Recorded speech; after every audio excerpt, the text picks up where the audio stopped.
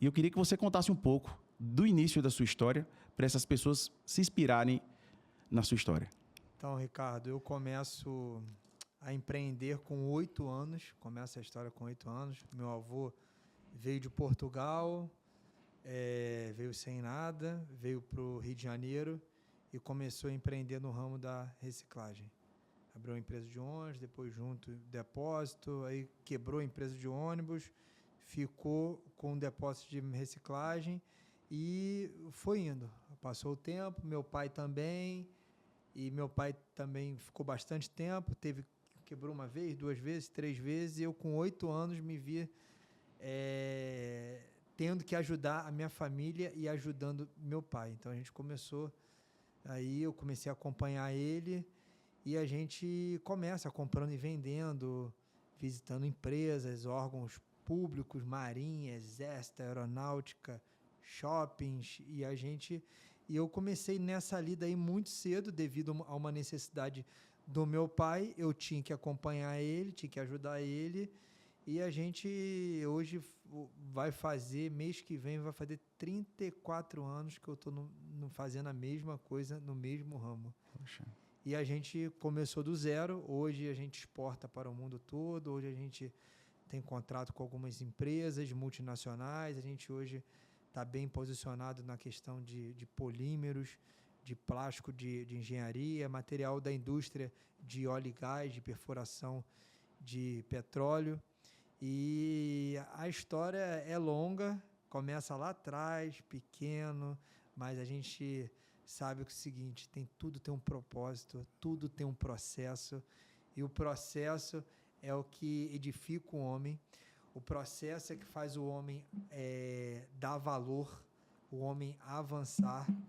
E eu sou, assim, grato pela minha história, a história que a gente começa empreendendo por uma necessidade. De 8 a 20 anos, a gente trabalha para comer, para subsistir, para muita dificuldade, mas foi um tempo de muito aprendizado, um tempo muito bom, um tempo de qualidade que eu fiquei com meu pai, sendo mentoreado, aprendendo nas dificuldades, vendo coisa boa, vendo coisa ruim, mas a gente... vamos lá, a gente sempre escutou uma coisa: meu filho, não faz isso, meu filho, não é porque eu estou fazendo isso que você vai fazer. Então eu sempre tive uma direção de palavra também, que a palavra vale mais do que o dinheiro, de honestidade, de caráter, de você honrar os seus compromissos, não importa o que aconteça com você, tem que honrar o seu compromisso, tem que ter a sua palavra. Poxa. Perdi dinheiro, não tem problema, faz parte. Mas se eu peguei um dinheiro emprestado com você, se eu fiz um trato com você, eu tenho que o quê? Cumprir. Honrar. Então, essa palavra honra, cumprir, me acompanhou. Então, a história começa com 8 anos, hoje eu vou fazer 42 anos, e a gente está nesse mercado aí, 33, vamos fazer 34 anos, desbravando isso aí. Tudo deve começar pelo um espaçozinho pequeno, né? E até se tornar muito grande. É um processo de prensa muito grande, com certeza, de processos a serem vencidos. Alguma vez você duvidou, Atla?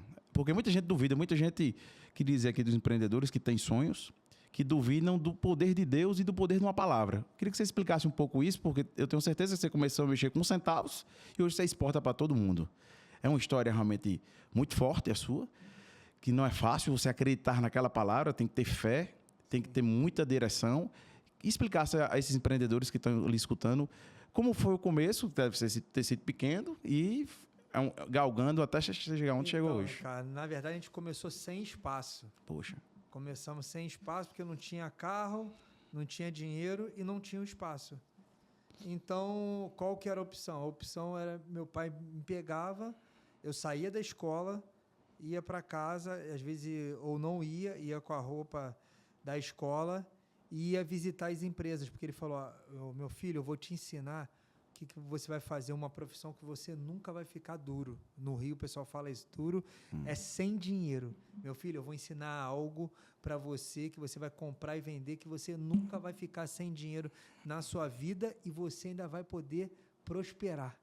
Em algum momento você vai ser grande, você vai prosperar. Meu pai, com todos os defeitos que teve, mas ele sempre profetizou na minha vida. Meu pai sempre. Então, você que é pai, você que é mãe, não independe da situação que você está passando e da sua condição.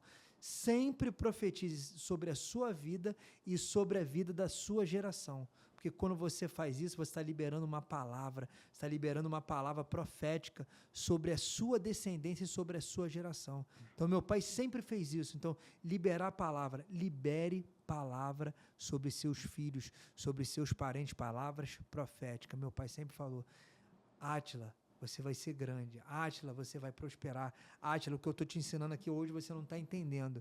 A gente não tem carro, não tem dinheiro. A gente está andando a pé. Eu já andei muitos quilômetros, Ricardo. Teve época de eu andar 20, 25 quilômetros a pé para ir e 20, 25 quilômetros para voltar. A gente atravessava limites de municípios. Porque a gente ou ia comer ou ia pagar o dinheiro da passagem.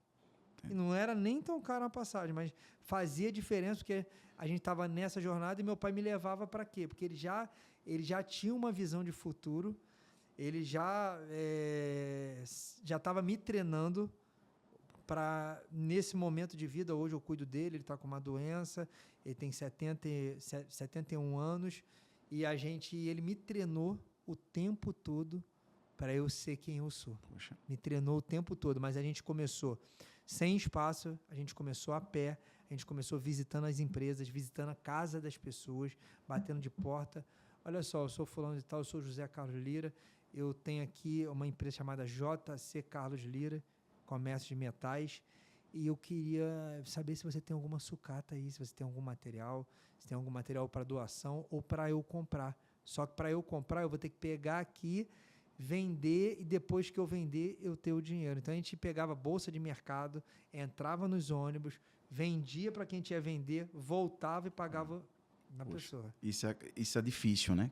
Começar um negócio assim, porque não é todo mundo que dá essa confiança. Né? No seu ramo eu não entendo, mas acredito que é aquela coisa, tirou, pagou. Isso aí, tirou, pagou. E você criou uma confiança das pessoas, né?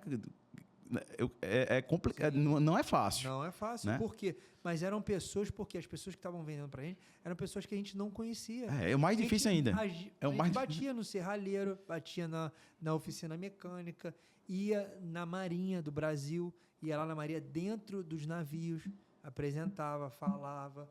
Como é que um órgão vai vender fiado? Como é que alguém vai lá? Se o capitão, se o comandante, o tenente, o sargento vai vender algo para alguém que você não conhece? E meu pai contava a história. Estou aqui com meu filho, eu quebrei, eu perdi tudo, papapá. Estamos aqui, falava a verdade. Estamos aqui, eu preciso desse negócio, ver se tem algum pedaço de ferro, alguma coisa. E foi aí que a gente começou. Aí, quando não dava para levar em ônibus, a gente alugava um frete, alugava uma Kombi de carroceria, uma Kombi fechada, pegava, porque não tinha carro, não tinha com quem pedir emprestado. Meu pai estava quebrado emocionalmente, sem dinheiro. E foi assim que começou. E a gente visitando, daqui a pouco ia de ônibus, daqui a pouco eu pegava o frete e vai embora. Daqui a pouco era o frete de caminhão, era o frete de Kombi, por aí vai, o frete de carreta, e a gente começou. Aí pegava, não tinha o dinheiro, vendia, fazia o dinheiro, pagava, voltava e ia batendo de navio em navio, de porta em porta. E eu carreguei muita sucata quando eu era criança, e até depois de velho também, porque os navios você tem que descer a escada, você tem submarino, você tem que descer e subir com peso nas costas para colocar em cima. Poxa. Porque poucos os navios tinham na época, os marinheiros, a gente não tinha dinheiro para dar um agrado, para falar alguma coisa. Então, é luta. Mas a gente também convencia as pessoas, mostrava a luta, que é a dificuldade, e também tinha muita gente que ajudava a gente. Então, você vê uma coisa, os grandes empreendedores, que o relacionamento é importantíssimo, e a palavra, porque eles começaram um negócio quebraram, não pediram dinheiro emprestado a ninguém, pediu só a confiança de vender a sucata no dia e pagar no final da tarde. Então, a palavra é muito importante no empreendedorismo. É uma história que ele está contando de início aqui, maravilhosa, porque não é fácil você lutar contra gigantes. Exato. Com potencial financeiro, que com certeza tinha, grandes empreendedores dos sucateiros que pagavam à vista. E as pessoas deram a oportunidade eles de vencerem pela história dele, pela verdade. A verdade é soberana em qualquer situação. E vocês recomeçaram na vida, porque não é fácil. A maioria das empresas do nosso país fecham em 2 anos. né? Isso é até inspirador para vocês que estão passando dificuldades hoje, que é importante a palavra. É importante você contar a sua situação e a pessoas certas, eu quero dizer. Não conta a pessoas que não são certas, porque não adianta. Quem não pode lhe ajudar, não precisa nem ficar sabendo. Mas quem pode, você contar. Então, Ricardo, e você falou algo muito importante. E na época, meu pai não tinha com quem pegar dinheiro emprestado, porque ele já tinha pego o dinheiro emprestado. A gente saiu. Eu até 7 anos de idade, eu tive uma vida de rei, tive uma vida muito boa. Então, entre 7 e 8 anos, meu pai tem essa quebra financeira, quebra emocional, envolvido com vícios, com mulheres, com dificuldades, com um monte de coisa, ele acabou se perdendo.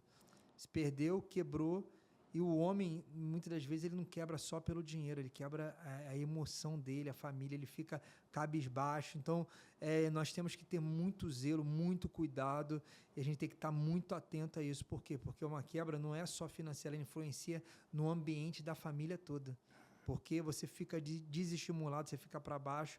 Então, eu tenho um conselho, uma dica para passar. Para você ter que ser prudente, você tem que ser... Porque você tem que ver todas as possibilidades. Lógico, você tem que ter coragem, você tem que ser forte, tem que fazer o que ninguém está fazendo. Mas para você avançar, você também tem que ter esse cuidado.